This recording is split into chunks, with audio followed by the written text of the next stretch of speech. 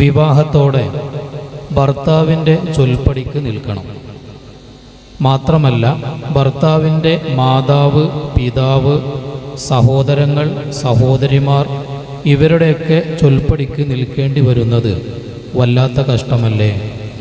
ചോദ്യം ഒന്നുകൂടെ വായിക്കാം. വിവാഹത്തോടെ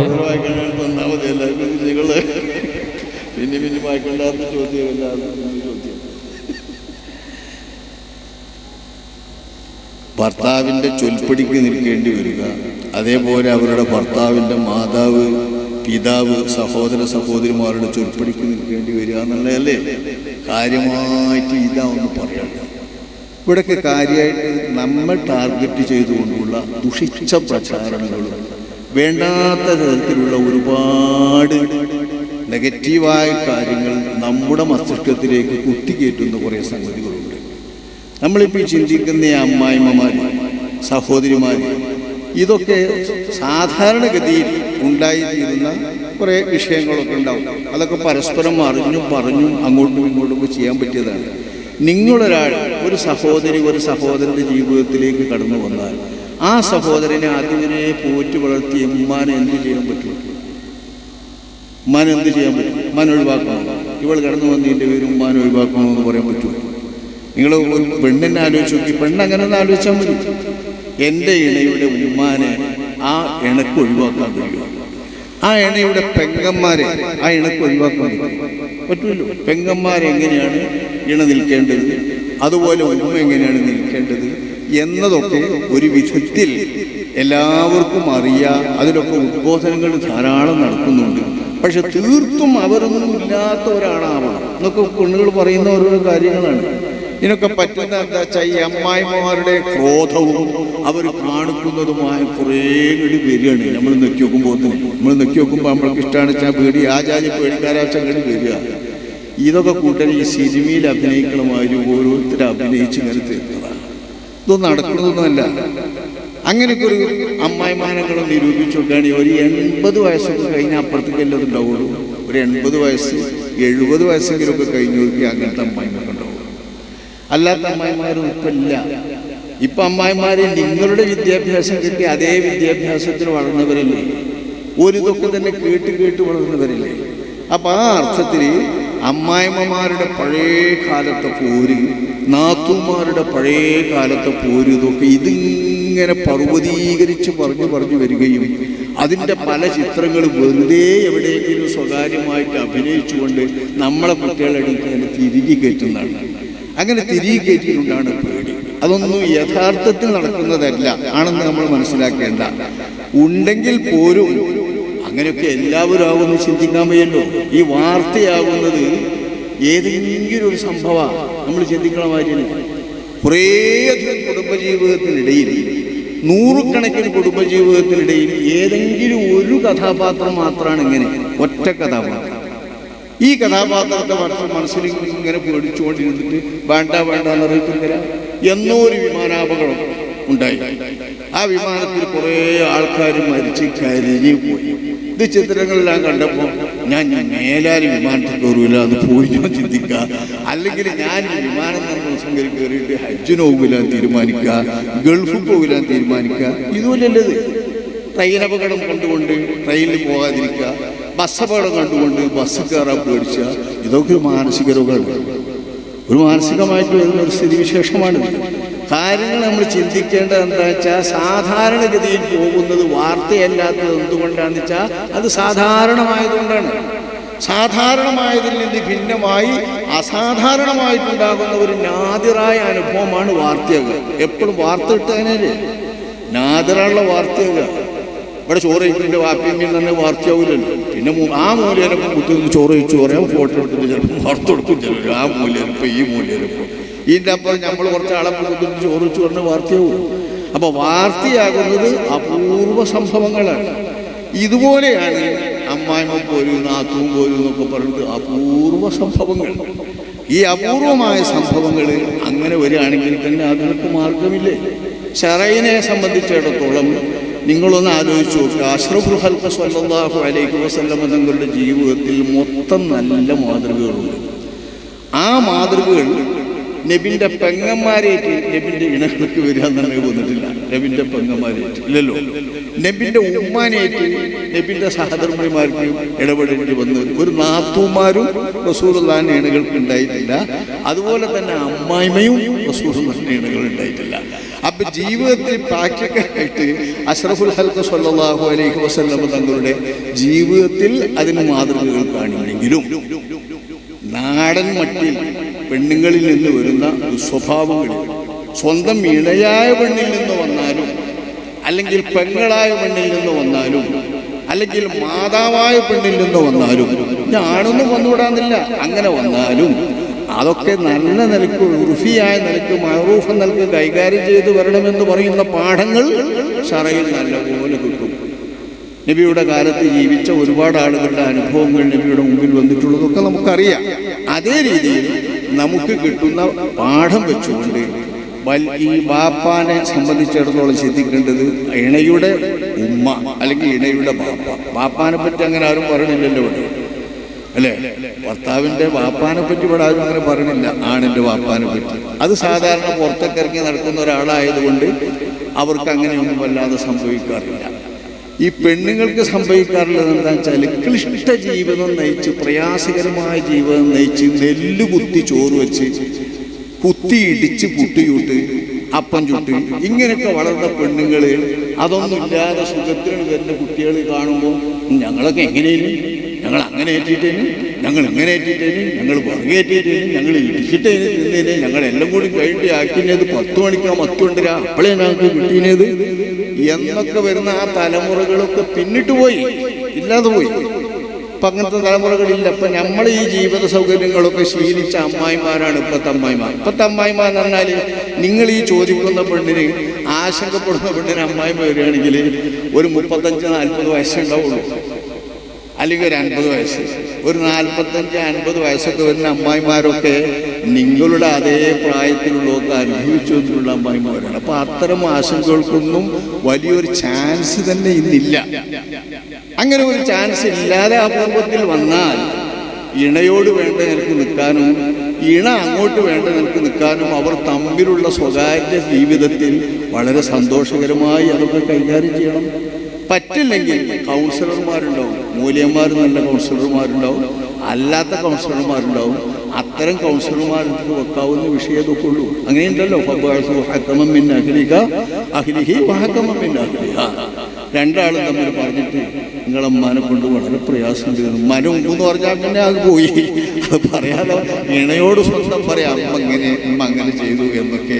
അതൊക്കെ പറയേണ്ട ഒരു പരുവത്തിലെത്തിയിട്ടുണ്ടെങ്കിൽ, അതില്ലാന്ന് വെച്ചാൽ അവർക്ക് ഇന്നത്തെ കാലത്ത് എൻ്റെ അമ്മ അങ്ങനെയല്ലേ എന്ന് ചിന്തിക്കാറുള്ളൂ. എൻ്റെ അമ്മ എങ്ങനെയാണ് അങ്ങനെ തന്നെയാണ് എൻ്റെ ഉമ്മയും എന്ന് ചിന്തിച്ചാൽ തീരാവുന്ന പ്രശ്നമേ ഈ ഉമ്മായ്മ പ്രശ്നമുള്ളൂ. പക്ഷെ അധികം ആളുകൾ ചിന്തിക്കൂല. അവനാൻ്റെ ഉമ്മാനോട് എങ്ങനെ പെരുമാറിയാലും, അവനാൻ്റെ അമ്മ എങ്ങനെ പറഞ്ഞാലും, കെട്ടിയോൻ്റെ അമ്മയാണ് പറയുന്നത് വെച്ചാൽ അപ്പോൾ അത് അമ്മായിമ്മ പോര്, അത് അമ്മായിമ്മൻ്റെ പോര് എന്ന് പോലും തന്നെ ചിന്തിക്കുള്ളൂ. മറ്റുള്ളത് ചിന്തിക്കൂല.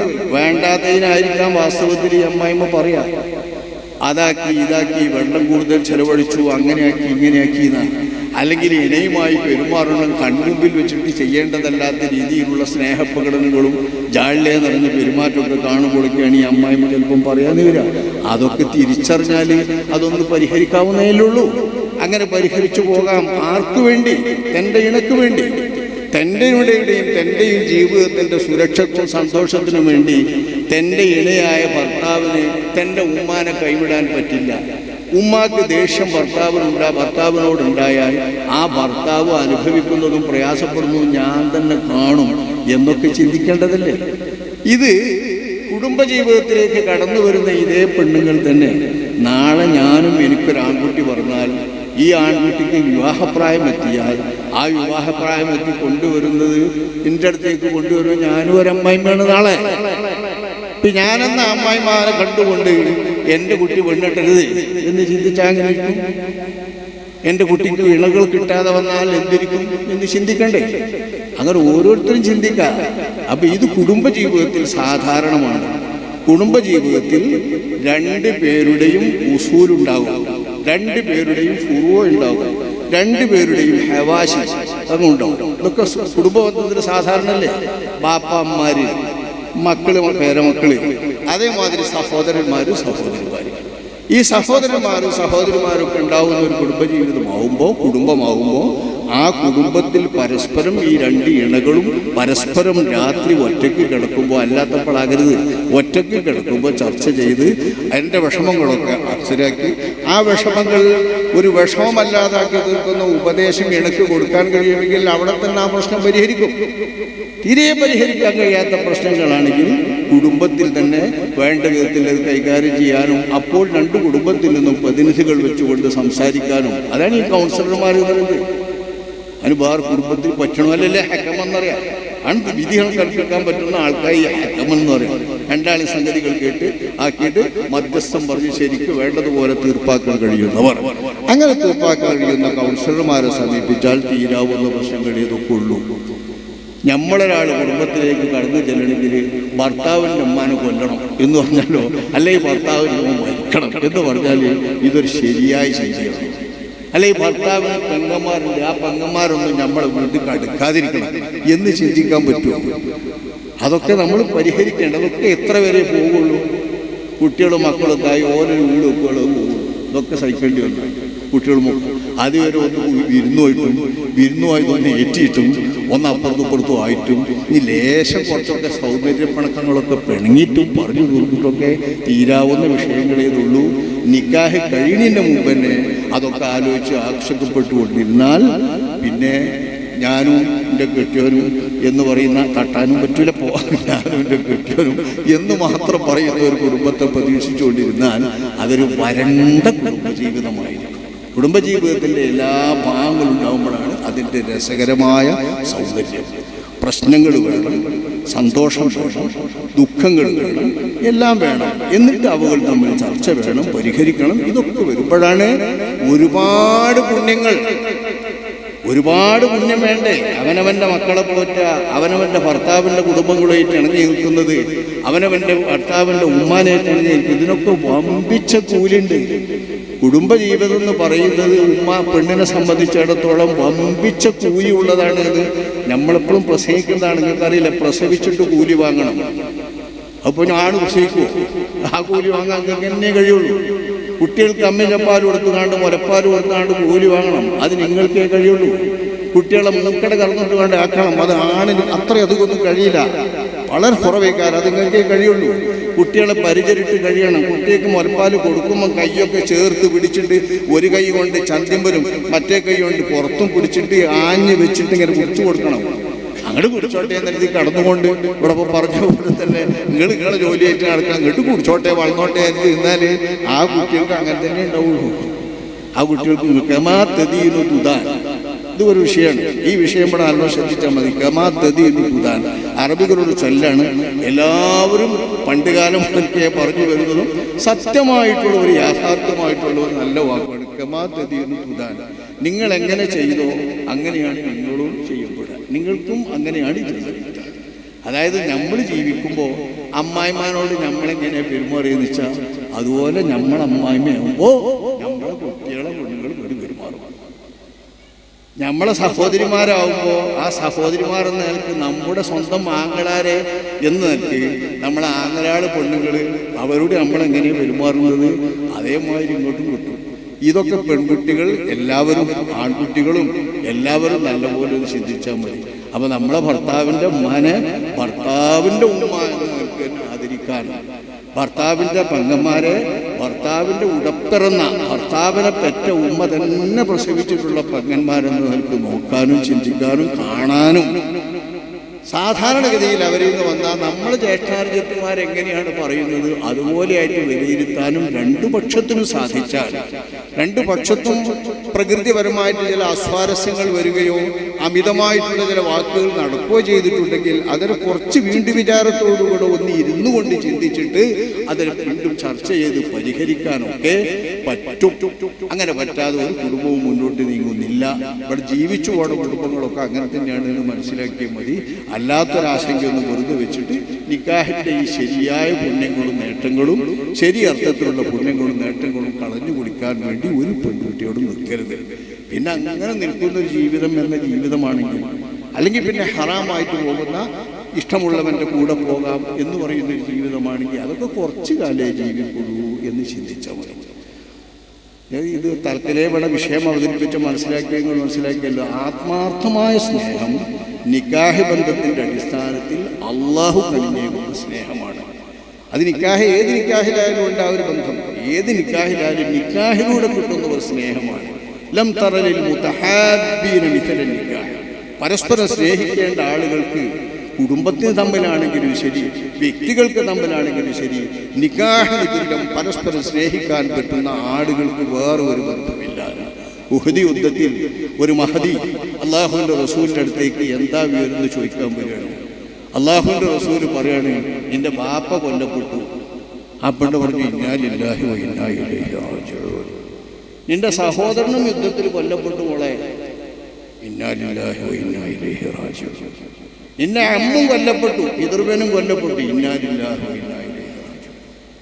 നിന്റെ സൗജും കൊല്ലപ്പെട്ടു, ഇണയും കൊല്ലപ്പെട്ടു എന്ന് റസൂലുള്ളാഹി പറഞ്ഞപ്പോ ഫവല്ലത്തു വസ്വാഹ, ഈ പെണ്ണ് പുറകോട്ട് തിരിഞ്ഞിട്ട് അങ്ങ് അട്ടഹസിച്ചു. ഭർത്താവ് കൊല്ലപ്പെട്ടു, ബാപ്പ കൊല്ലപ്പെട്ടു പറഞ്ഞപ്പോൾ ഇന്നാ ലില്ലാഹി അവസാനിച്ചു, ക്ഷമിച്ചു. സഹോദരൻ കൊല്ലപ്പെട്ടു പറഞ്ഞപ്പോൾ ക്ഷമിച്ചു. അമ്മ കൊല്ലപ്പെട്ടു എന്ന് പറഞ്ഞപ്പോൾ ക്ഷമിച്ചു. ഇണ കൊല്ലപ്പെട്ടു എന്ന് പറഞ്ഞപ്പോൾ ക്ഷമിക്കാൻ കഴിഞ്ഞില്ല. അവല്ലത്തു വസ്വാഹത്ത്, ആ പെണ്ണ് പുറകോട്ട് തിരിഞ്ഞു നിന്നിട്ട് ഒരൊറ്റ അട്ടഹാസം നിലവിളി. റസൂലുള്ളാഹി പ്രതികരിച്ചത്, ഇന്ന സൗജൽ മർഅതി മിൻഹാ ലബിമകാൻ. ഒരു പെണ്ണിനെ സംബന്ധിച്ച് ആ പെണ്ണിന്റെ സൗജ് വല്ലാത്തൊരു സ്ഥാനത്താകുന്നു, ആ പെണ്ണിന്റെ ഇണ വല്ലാത്തൊരു സ്ഥാനത്താകുന്നു. അത് വേർപ്പെട്ടാൽ സഹിക്കാൻ കഴിയില്ല എന്ന്. ഈ മഹത്തായ സ്നേഹമുള്ള ഒരു പെണ്ണിന് ആ ഭർത്താവിൻ്റെ ഉമ്മാനെ ശരിക്കും നോക്കാൻ കഴിയും. പെങ്ങന്മാരേറ്റ് വേണ്ടതുപോലെ നിൽക്കാൻ കഴിയും. വേറെ ഏതെങ്കിലും തരത്തിലുള്ള സഹിക്കാൻ പറ്റാത്ത പൊറുതികളുണ്ടെങ്കിൽ പറഞ്ഞു തീർക്കാനും കഴിയും. ഇത് നമ്മൾ ഗാഢമായ സ്നേഹം വരുമ്പോൾ പരിഹരിക്കപ്പെടാൻ പറ്റാത്ത ഒരു പ്രശ്നമല്ല എന്ന് തിരിച്ചറിഞ്ഞാൽ മതി എന്ന് പ്രത്യേകം ഓർക്കുകയാണ്.